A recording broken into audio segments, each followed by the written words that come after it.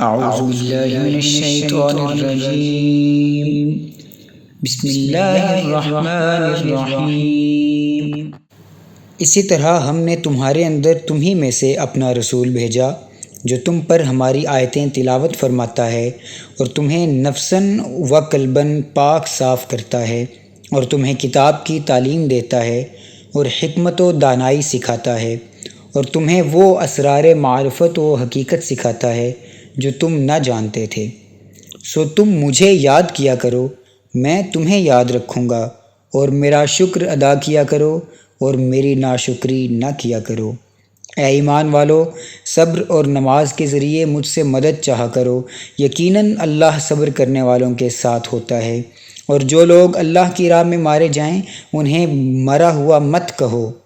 وہ مردہ نہیں بلکہ زندہ ہیں، لیکن تمہیں ان کی زندگی کا شعور نہیں۔ اور ہم ضرور ضرور تمہیں آزمائیں گے، کچھ خوف اور کچھ بھوک سے، اور کچھ مالوں اور جانوں اور پھلوں کے نقصان سے۔ اور اے حبیب صلی اللہ علیہ وآلہ وسلم، آپ ان صبر کرنے والوں کو خوشخبری سنا دیں جن پر کوئی مصیبت پڑتی ہے تو کہتے ہیں بے شک ہم بھی اللہ ہی کا مال ہیں اور ہم بھی اسی کی طرف پلٹ کر جانے والے ہیں۔ یہی وہ لوگ ہیں جن پر ان کے رب کی طرف سے پے در پے نوازشیں ہیں اور رحمت ہے، اور یہی لوگ ہدایت یافتہ ہیں۔ بے شک صفا اور مروہ اللہ کی نشانیوں میں سے ہیں، چنانچہ جو شخص بیت اللہ کا حج یا عمرہ کرے تو اس پر کوئی گناہ نہیں کہ ان دونوں کے درمیان چکر لگائے، اور جو شخص اپنی خوشی سے کوئی نیکی کرے تو یقیناً اللہ بڑا قدر شناس، بڑا خبردار ہے۔ بے شک جو لوگ ہماری نازل کردہ کھلی نشانیوں اور ہدایت کو چھپاتے ہیں اس کے بعد کہ ہم نے اسے لوگوں کے لیے اپنی کتاب میں واضح کر دیا ہے، تو انہی لوگوں پر اللہ لعنت بھیجتا ہے، یعنی انہیں اپنی رحمت سے دور کرتا ہے، اور لعنت بھیجنے والے بھی ان پر لعنت بھیجتے ہیں۔ مگر جو لوگ توبہ کر لیں اور اپنی اصلاح کر لیں اور حق کو ظاہر کر دیں تو میں بھی انہیں معاف فرما دوں گا، اور میں بڑا ہی توبہ قبول کرنے والا مہربان ہوں۔ بے شک جنہوں نے حق کو چھپا کر کفر کیا اور اس حال میں مرے کہ وہ کافر ہی تھے، ان پر اللہ کی اور فرشتوں کی اور سب لوگوں کی لعنت ہے۔ وہ ہمیشہ اسی لعنت میں گرفتار رہیں گے، ان پر سے عذاب ہلکا نہیں کیا جائے گا اور نہ ہی انہیں مہلت دی جائے گی۔ اور تمہارا معبود خدائے واحد ہے، اس کے سوا کوئی معبود نہیں، وہ نہایت مہربان، بہت رحم فرمانے والا ہے۔ بے شک آسمانوں اور زمین کی تخلیق میں اور رات دن کی گردش میں اور ان جہازوں اور کشتیوں میں جو سمندر میں لوگوں کو نفع پہنچانے والی چیزیں اٹھا کر چلتی ہیں، اور اس بارش کے پانی میں جسے اللہ آسمان کی طرف سے اتارتا ہے پھر اس کے ذریعے زمین کو مردہ ہو جانے کے بعد زندہ کرتا ہے، وہ زمین جس میں اس نے ہر قسم کے جانور پھیلا دیے ہیں، اور ہواؤں کے رخ بدلنے میں اور اس بادل میں جو آسمان اور زمین کے درمیان حکم الہی کا پابند ہو کر چلتا ہے، ان میں عقل مندوں کے لیے قدرت الہی کی بہت سی نشانیاں ہیں۔ اور ان لوگوں میں بعض ایسے بھی ہیں جو اللہ کے غیروں کو اللہ کا شریک ٹھہراتے ہیں اور ان سے اللہ سے محبت جیسی محبت کرتے ہیں، اور جو لوگ ایمان لانے والے ہیں وہ ہر ایک سے بڑھ کر اللہ سے بہت ہی زیادہ محبت کرتے ہیں۔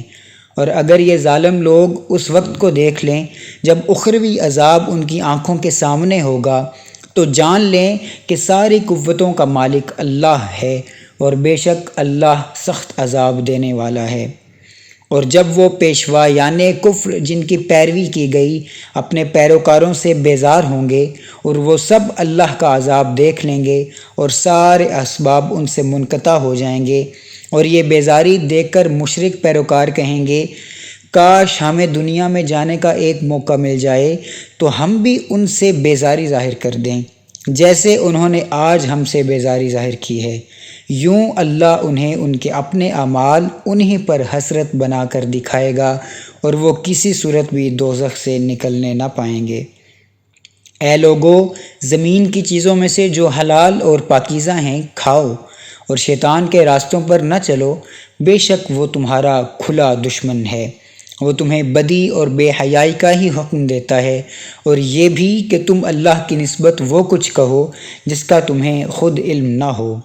اور جب ان کافروں سے کہا جاتا ہے کہ جو اللہ نے نازل فرمایا ہے اس کی پیروی کرو، تو کہتے ہیں نہیں، بلکہ ہم تو اسی روش پر چلیں گے جس پر ہم نے اپنے باپ دادا کو پایا ہے، اگرچہ ان کے باپ دادا نہ کچھ عقل رکھتے ہوں اور نہ ہی ہدایت پر ہوں۔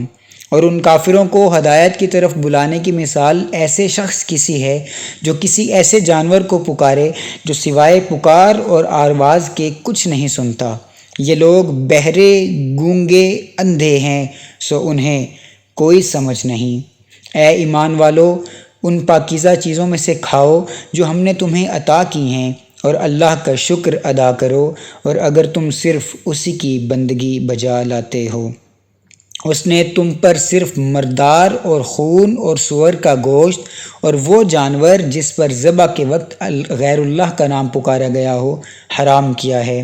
پھر جو شخص سخت مجبور ہو جائے، نہ تو نافرمانی کرنے والا ہو اور نہ حد سے بڑھنے والا ہو، تو اس پر زندگی بچانے کی حد تک کھا لینے میں کوئی گناہ نہیں۔ بے شک اللہ نہایت بخشنے والا مہربان ہے۔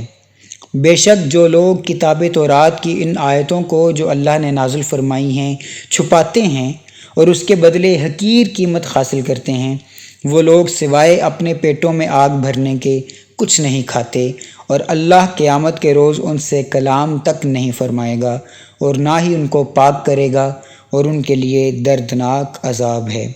یہی وہ لوگ ہیں جنہوں نے ہدایت کے بدلے گمراہی خریدی اور مغفرت کے بدلے عذاب۔ کس چیز نے انہیں دوزخ کی آگ پر صبر کرنے والا بنا دیا ہے؟ اور یہ اس وجہ سے ہے کہ اللہ نے کتاب حق کے ساتھ نازل فرمائی، اور بے شک جنہوں نے کتاب میں اختلاف ڈالا وہ مخالفت میں حق سے بہت دور جا پڑے ہیں۔ نیکی صرف یہی نہیں کہ تم اپنے منہ مشرق اور مغرب کی طرف پھیر لو، بلکہ اصل نیکی تو یہ ہے کہ کوئی شخص اللہ پر اور قیامت کے دن پر اور فرشتوں پر اور اللہ کی کتاب اور پیغمبروں پر ایمان لائے، اور اللہ کی محبت میں اپنا مال قرابت داروں پر اور یتیموں پر اور محتاجوں پر اور مسافروں پر اور مانگنے والوں پر اور غلاموں کی گردنوں کو آزاد کرانے میں خرچ کرے، اور نماز قائم کرے اور زکوٰۃ دے، اور جب کوئی وعدہ کریں تو اپنا وعدہ پورا کرنے والے ہوں، اور سختی تنگ دستی میں اور مصیبت بیماری میں اور جنگ کی شدت یا جہاد کے وقت صبر کرنے والے ہوں۔ یہی لوگ سچے ہیں اور یہی پرہیزگار ہیں۔ اے ایمان والو، تم پر ان کے خون کا بدلہ قصاص فرض کیا گیا ہے جو ناحق قتل کیے جائیں، آزاد کے بدلے آزاد اور غلام کے بدلے غلام، اور عورت کے بدلے عورت۔ پھر اگر اس کو یعنی قاتل کو اس کے بھائی یعنی مقتول کے وارث کی طرف سے کچھ یعنی قصاص معاف کر دیا جائے تو چاہیے کہ بھلے دستور کے موافق پیروی کی جائے، اور خون بہا کو اچھے طریقے سے اس مقتول کے وارث تک پہنچا دیا جائے۔ یہ تمہارے رب کی طرف سے رعایت اور مہربانی ہے، بس جو کوئی اس کے بعد زیادتی کرے تو اس کے لیے دردناک عذاب ہے۔ اور تمہارے لیے قصاص یعنی خون کا بدلہ لینے میں ہی زندگی کی ضمانت ہے، اے عقل مند لوگو، تاکہ تم خون ریزی اور بربادی سے بچو۔ تم پر فرض کیا جاتا ہے کہ جب تم میں سے کسی کی موت قریب آ پہنچے، اگر اس نے کچھ مال چھوڑا ہو تو اپنے والدین اور قریبی رشتہ داروں کے حق میں بھلے طریقے سے وصیت کرے، یہ پرہیزگاروں پر لازم ہے۔ پھر جس شخص نے اس وصیت کو سننے کے بعد اسے بدل دیا تو اس کا گناہ انہی بدلنے والوں پر ہے، بے شک اللہ بڑا سننے والا، خوب جاننے والا ہے۔ پس اگر کسی شخص کو وصیت کرنے والے سے کسی کی طرفداری یا کسی کے حق میں زیادتی کا اندیشہ ہو،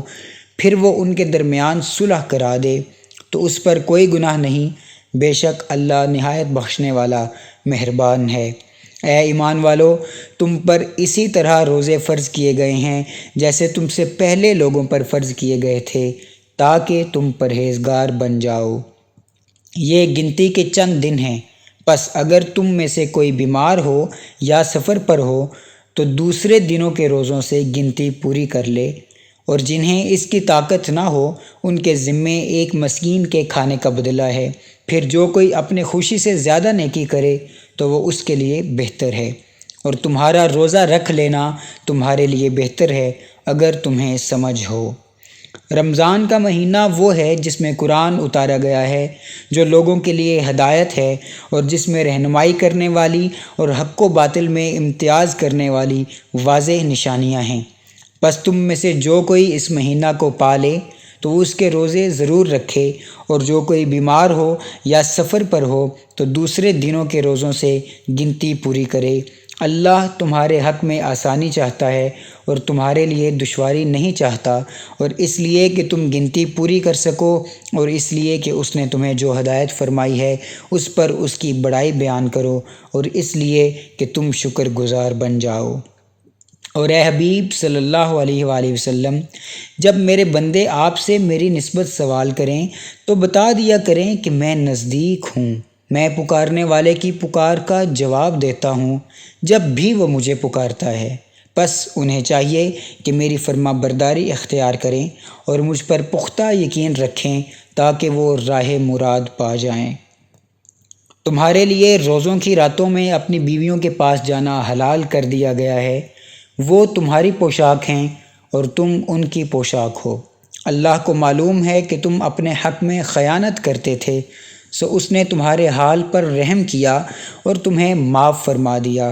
پس اب روزوں کی راتوں میں بے شک ان سے مباشرت کیا کرو، اور جو اللہ نے تمہارے لیے لکھ دیا ہے چاہا کرو، اور کھاتے پیتے رہا کرو یہاں تک کہ تم پر صبح کا سفید ڈورا رات کے سیاہ ڈورے سے الگ ہو کر نمایاں ہو جائے۔ پھر روزہ رات کی آمد تک پورا کرو، اور عورتوں سے اس دوران شب باشی نہ کیا کرو جب تم مسجدوں میں اعتکاف بیٹھے ہو۔ یہ اللہ کی قائم کردہ حدیں ہیں، بس ان کے توڑنے کے نزدیک نہ جاؤ۔ اسی طرح اللہ لوگوں کے لیے اپنی آیتیں کھول کر بیان فرماتا ہے تاکہ وہ پرہیزگاری اختیار کریں۔ اور تم ایک دوسرے کے مال آپس میں ناحق نہ کھایا کرو، اور نہ مال کو بطور رشوت حاکموں تک پہنچایا کرو کہ یوں لوگوں کے مال کا کچھ حصہ تم بھی ناجائز طریقے سے کھا سکو، حالانکہ تمہارے علم میں ہو کہ یہ گناہ ہے۔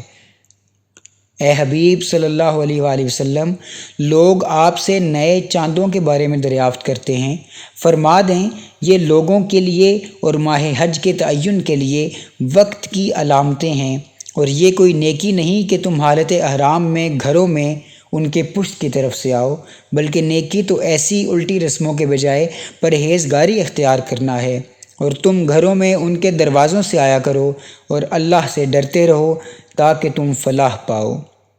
اور اللہ کی راہ میں ان سے دفاعاً جنگ کرو جو تم پر جنگ مسلط کرتے ہیں، ہاں مگر حد سے نہ بڑھو، بے شک اللہ حد سے بڑھنے والوں کو پسند نہیں فرماتا۔